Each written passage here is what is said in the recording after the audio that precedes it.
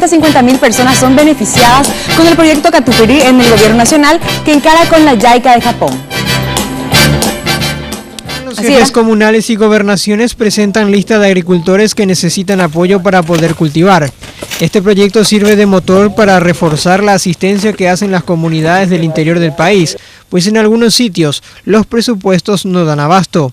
Autoridades destacan la capacidad de gestión de los gobernadores para articular los recursos y beneficiar a los más necesitados. Con el tema del Ministerio de Agricultura, por ejemplo, muchas veces nosotros tenemos los técnicos, tenemos los vehículos, pero no están en condiciones y la gobernación los pone en condiciones y nos ayuda con el viático. Algunas de las ciudades favorecidas son Bellavista, Farán, Hohenau, Yutú, Fulgencio Yegros y San Juan de Pomuceno. En la mañana de este lunes se reafirmó el convenio entre Paraguay y Japón en el Ministerio de Hacienda.